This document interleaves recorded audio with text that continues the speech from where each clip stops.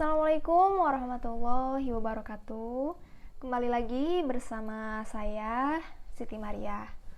Oke, di video kali ini saya akan membahas sebuah cerpen karya teman saya, yaitu Villadona. Jadi di sini tuh saya mau memberikan sebuah apresiasi atau kritik, atau mungkin bisa bahasa familiarnya tanggapan lah ke sebuah cerpen hasil dari teman saya itu. Jadi di sini teman saya itu yang bernama Villadona, orangnya kebetulan satu kelas dengan saya di prodi Bahasa dan Sastra Indonesia. Jadi dia itu membuat sebuah cerpen terinspirasi dari sebuah non-sastra, yaitu tanaman hias. Jadi dia itu membuat sebuah cerpen judulnya Keladi Naik Kelas. Nah, saya spoiler dikit ya, biar teman-teman bisa ngerti nih apa yang mau saya bicarain gitu. Jadi teman saya itu, jadi Villadona itu membuat cerpen awalnya tentang seorang anak yang mungkin lagi gabut ya di masa pandemi gini gitu, lagi scroll FB, ting ada tuh ngelewat artikel itu membahas tentang tanaman hias. Nah, lalu si anak itu ngasih tahu nih ke emaknya. Nah, jadi ngasih tahu ke emaknya, ke ibunya gitu, tentang artikel tanaman hias itu yang lagi trending topik banget di masa pandemi seperti ini. Jadi singkat cerita, ibunya itu gak percaya loh, kok ini tuh apa sih tanaman yang sering kita jumpai lah di persawahan atau di hutan-hutan gitu yang sering mereka lewati, mungkin berarti kayaknya ini tempatnya posisinya di daerah kampung deh. Soalnya kalau di kota itu jarang sekali ngelihat sawah hamparan yang ada tanaman keladi ini. Itu menurut saya ya, nggak tahu sih, kebetulan saya emang orang kampung. Oke, lanjut guys. Jadi ini ibu ama anaknya nih nyari tanaman keladi itu ke sawah. Nah, setelah itu mereka bawa tuh tanaman keladinya buat di rumah, dipajang di rumah gitu, dikasih pot terus ditanam di rumah gitu, jadilah sebuah tanaman hias. Nah, jadi gitu guys, singkat ceritanya. Oke, kalau misalnya kalian mau mendengarkan secara jelas gitu dari cerpen teman saya ini, kalian bisa buka YouTube-nya teman saya. Dia tuh udah nge-up video pembacaan cerpennya yang berjudul Keladi Naik Kelas itu di channel dia, di channelnya Villadona. Kalian bisa kunjungi tuh, kalian bisa komen sepuasnya apa aja tuh yang menurut kalian kurang atau gitu, karena kita kan sebagai pendengar ya, penikmat gitu, bebas berpendapat, bebas untuk membuka suara gitu, speak up kepada hal-hal yang menurut kita janggal atau menurut kita bagus gitu. Oke, lanjut guys.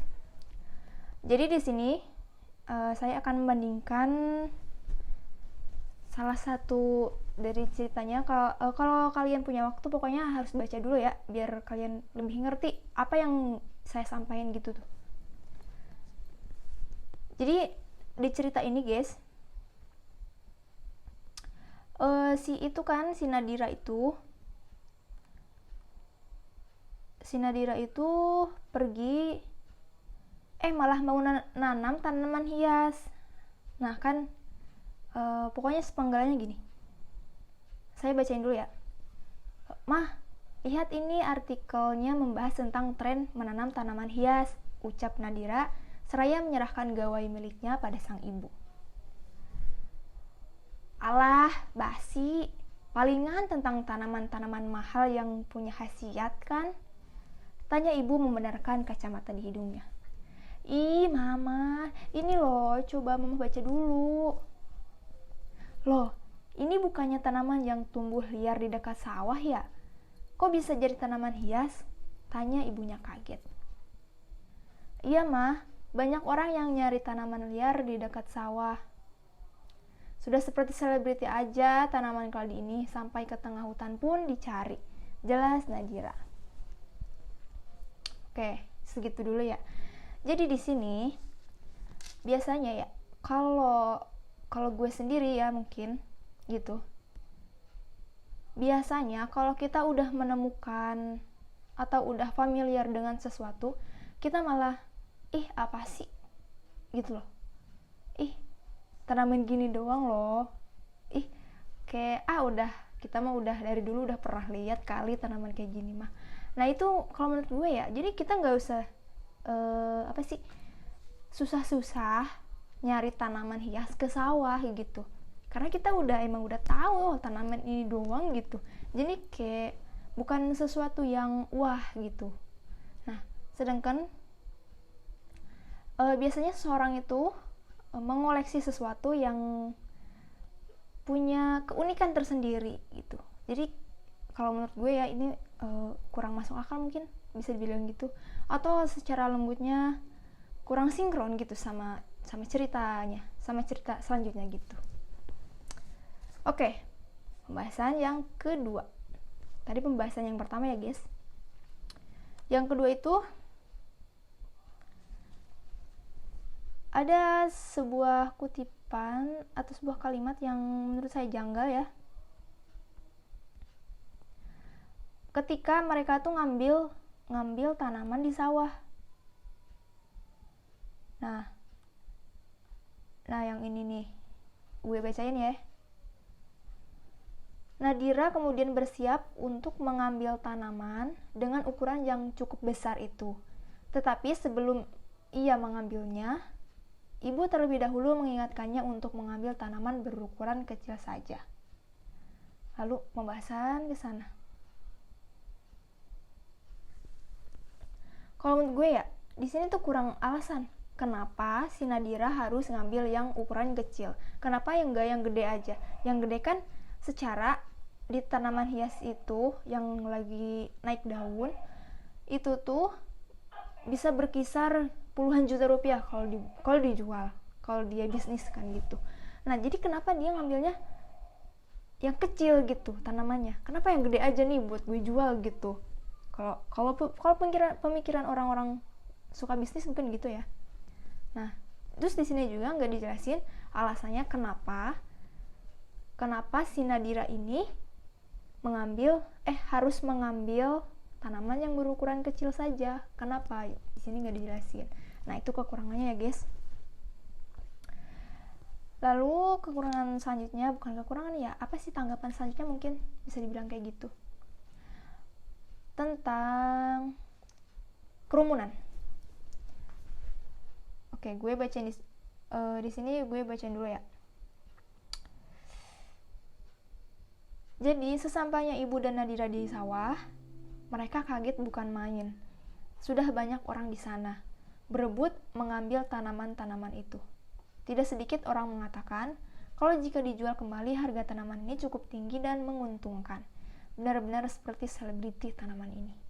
Nah, ngerti nggak? Di awal, coba kita balik lagi ke cerita awal. Di awal kita itu difokuskan ke masa-masa pandemi gitu. Lalu setelah itu di bawahnya malah ada kerumunan. Buat apa? Buat nyari tanaman doang, guys. Loh, itu kan kalau secara logika ya gak sinkron gak sih?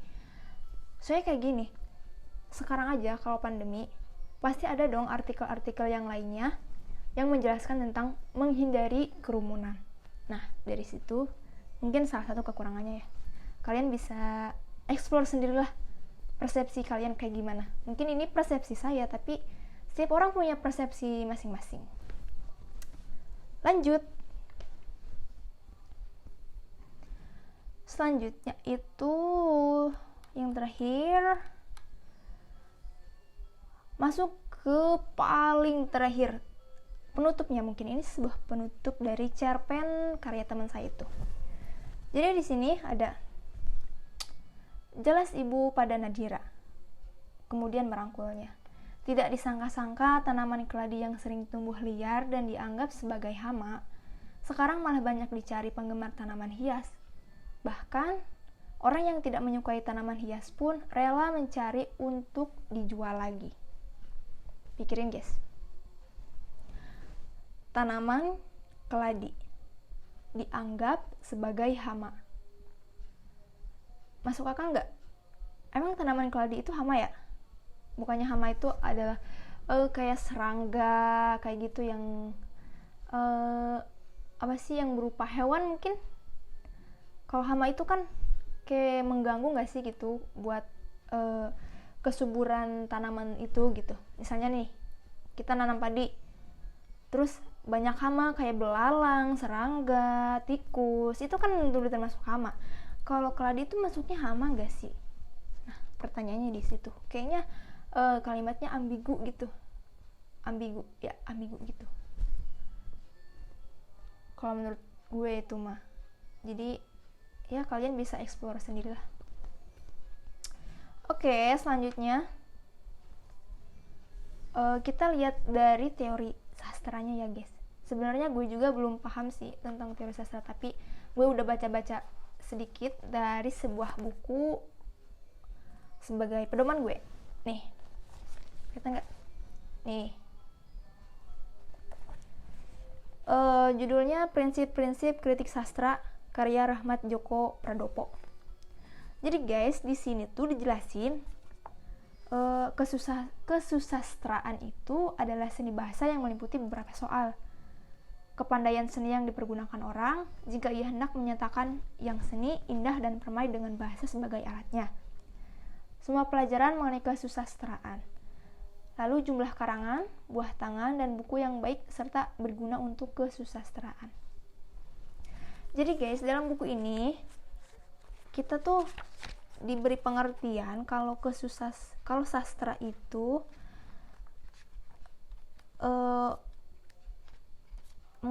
apa sih? Ini disimpulkan bahwa menilai karya sastra haruslah diingat hakikat karya sastra sebagai karya seni yang bersifat imajinatif dan bersifat seni atau indah, sublim, besar.